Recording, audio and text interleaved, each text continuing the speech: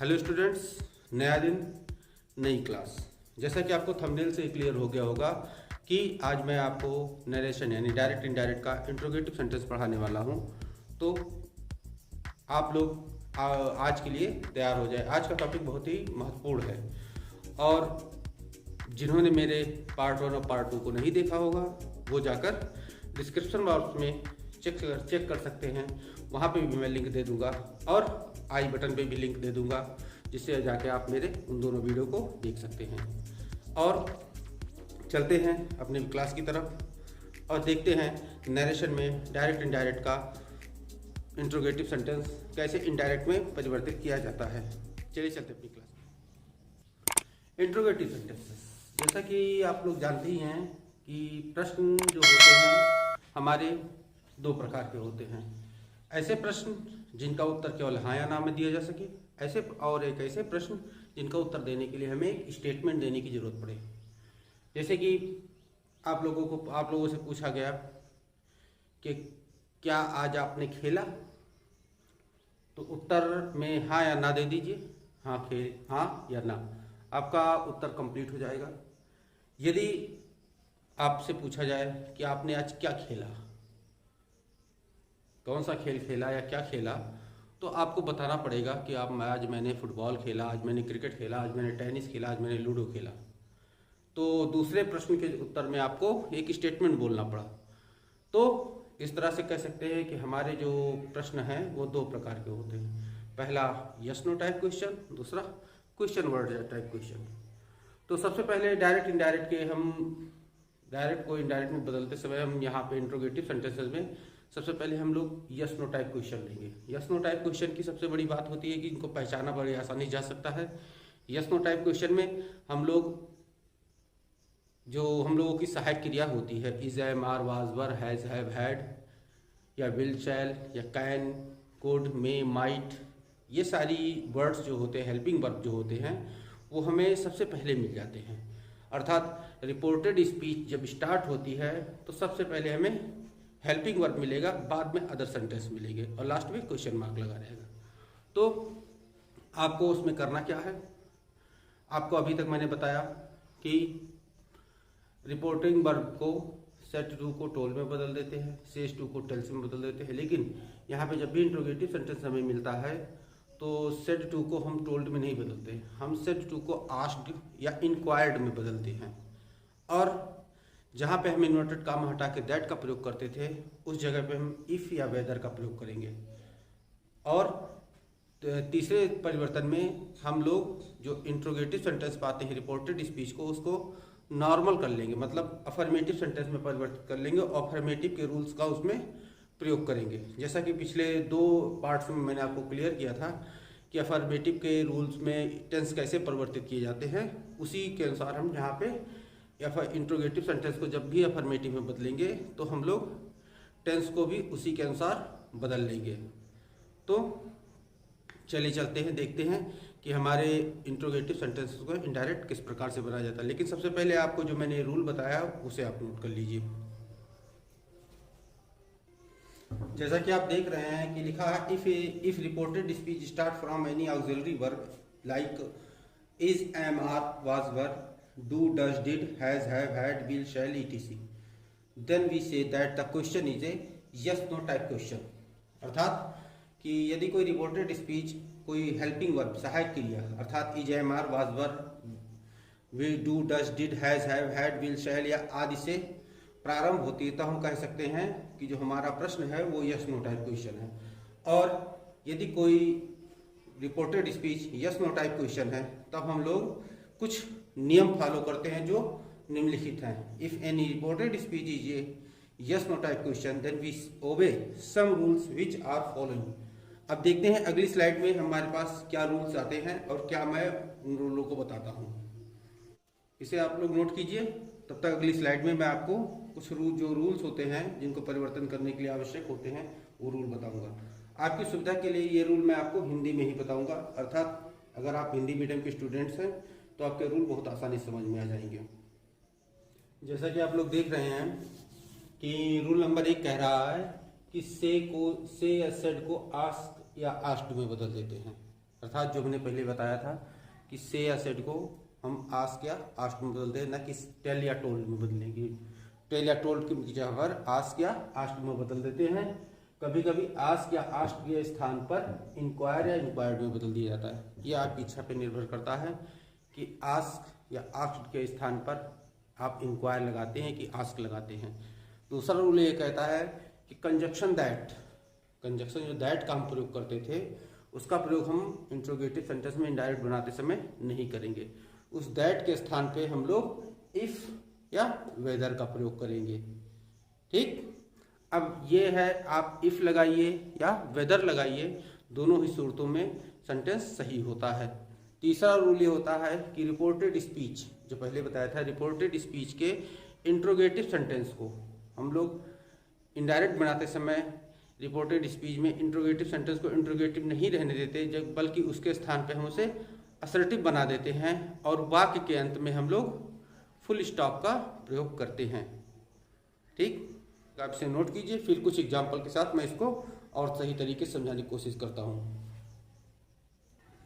जैसा आप देख रहे हैं कि इसमें लिखा है, पहला एग्जाम्पल हमारा कि Raveena said to me do you go to market last evening. ये हमारा एक इंट्रोगेटिव सेंटेंस का डायरेक्ट स्पीच है। अब इसे जब भी हम इनडायरेक्ट बनाएंगे तो यहां लिख देंगे रवीना आस्क्ड मी। अब हमने क्या बताया था, सेड टू को जगह पे आस्क्ड कर लिया। अब यहां बताया था कि दैट का प्रयोग नहीं होगा। अब दैट की जगह पे हम लोग यहाँ पे इफ का प्रयोग करेंगे, इफ। ठीक, अब इस सेंटेंस को हम लोग अफर्मेटिव में असर्टिव में बदल देंगे।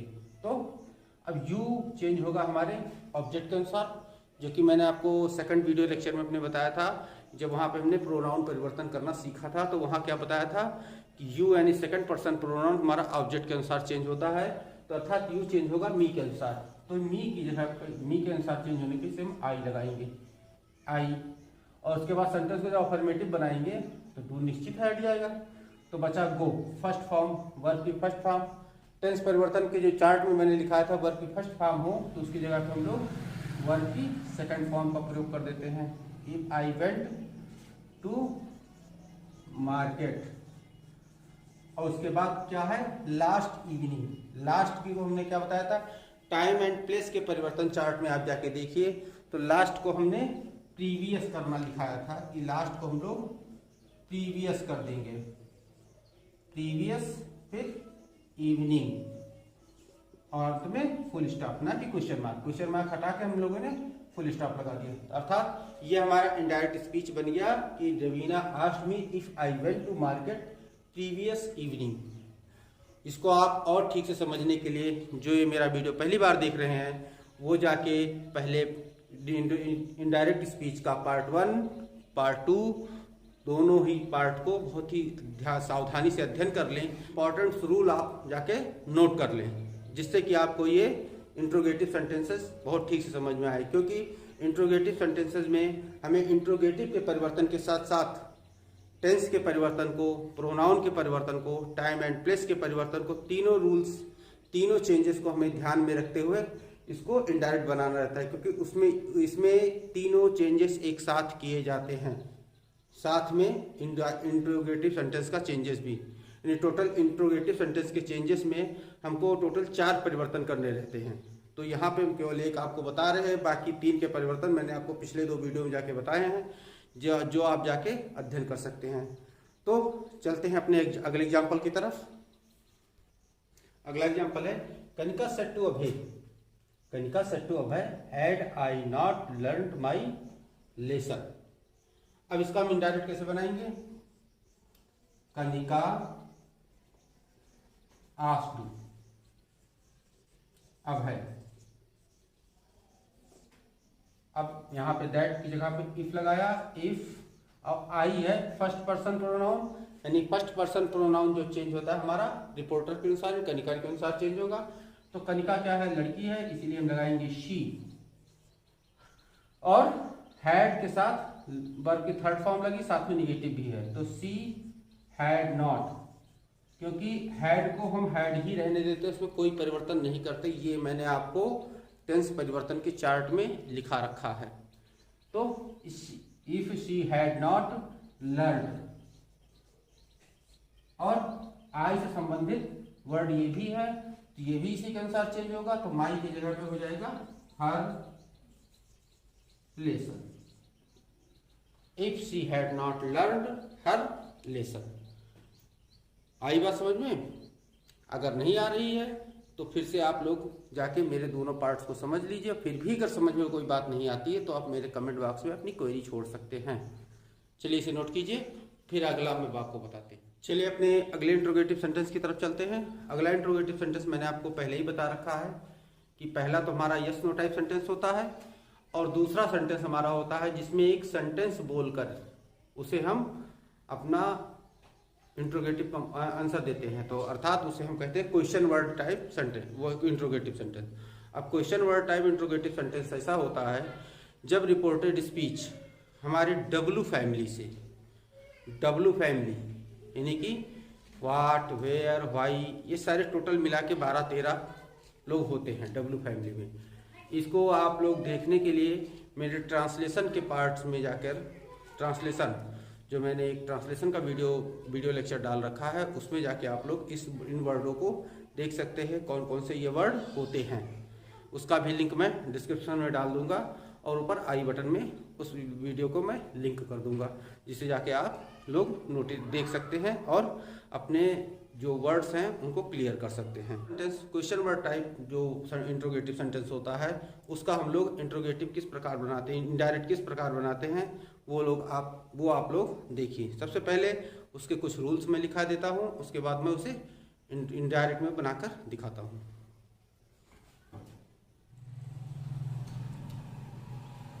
जैसा कि आप लोग देख रहे हैं इसमें लिखा हुआ है if any reported speech start from any question word like what, where, who इत्यादि, तो then we say the question is keyword type question. Reported speech जो होगी, जो डब्लू फैमिली के वर्ड से स्टार्ट होती है, तब हम लोग कह सकते हैं कि ये रिपोर्टेड स्पीच हमारी क्वेश्चन वर्ड टाइप क्वेश्चन है। अब ऐसे सेंटेंसेस को जब हम इनडायरेक्ट बनाते हैं तो सारे रूल्स हमारे यस नो टाइप क्वेश्चन के रूल्स के अनुसार ही होते हैं, अर्थात सेड को आस्क्ड या आस्क्ड में बदल देते हैं या इंक्वायर्ड में बदल देते हैं, बाकी इंट्रोगेटिव सेंटेंस को असर्टिव में बना देते हैं, क्वेश्चन मार्क को हटाकर फुल स्टॉप लगाते हैं, लेकिन केवल एक परिवर्तन जो कि उसका यस नो टाइप क्वेश्चन का क्वेश्चन सेंटेंस का परिवर्तन क्वेश्चन वर्ड टाइप के क्वेश्चन सेंटेंस में नहीं होता है। वो परिवर्तन ये होता है कि वहाँ पे जो हम लोग इफ़ या वेदर का प्रयोग करते हैं, यहाँ पे यानी कि क्वेश्चन वर्ड टाइप सेंटेंस में इफ़ या वेदर का प्रयोग ना करके हम लोग उसी वर्ड को कंजक्शन बना देते हैं जिस वर्ड से हमारी रिपोर्टेड स्पीच आरंभ हुई होती है। अर्थात अगर रिपोर्टेड स्पीच हु से आरंभ है तो हम लोग इफ़ वेदर की जगह पे हु का प्रयोग करेंगे। अगर हमारी क्वेश्चन रिपोर्टेड स्पीच हाउ से आरंभ है तो हम लोग इफ़ या वेदर के स्थान पे हाउ का प्रयोग करेंगे। अगर हमारी रिपोर्टेड स्पीच वेयर से आरंभ है तो हम लोग इफ़ या वेदर के स्थान पे वेयर का प्रयोग करेंगे। ठीक, चलिए नोट कीजिए इसे। पिछली स्लाइड में पढ़ाए गए रूल्स को हम कुछ एग्जाम्पल के माध्यम से समझने की कोशिश करते हैं। पहला एग्जाम्पल हमारे पास है, I said to her where were you yesterday. तो इसको हम लोग कैसे बनाएंगे? सबसे पहले तो हम लोग सेड टू को आस्क्ड में बदल लेंगे। आई आस्क्ड, अब यहाँ पे हम डाल देते हैं आज इंक्वायर्ड, आई इंक्वायर्ड हर। अब क्या बताया था हमने? इफ या वेदर का प्रयोग नहीं करेंगे, दैट को हटा के हम लोगों ने इफ या वेदर को डाला था। अब इस टाइप के सेंटेंस में इफ या वेदर को भी हटा देंगे और हम लोग क्या करेंगे, इस वेयर को ही कंजक्शन बना देंगे, वेयर। अब यू है यहाँ पे सब्जेक्ट, इसको जो हम असर्टिव बनाएंगे तो यू हमारा आगे आ जाएगा, तो यू है सब्जेक्ट, तो यू कैसे चेंज होगा? ऑब्जेक्ट के अनुसार। तो वेयर शी, और वर्ब को क्या करेंगे हम लोग? वाज वर्ब को हमने किस में परिवर्तन करना बताया था? हैड बीन में। वाज वर्ब को हमने जाके चार्ट देखिए तो उसमें हैड बीन में परिवर्तन करना हमने बताया था। तो वेयर शी हैड बीन, और फिर यस्टरडे को क्या हो जाएगा हमारा? द प्रीवियस डे, यस्टरडे हमारा बन जाएगा द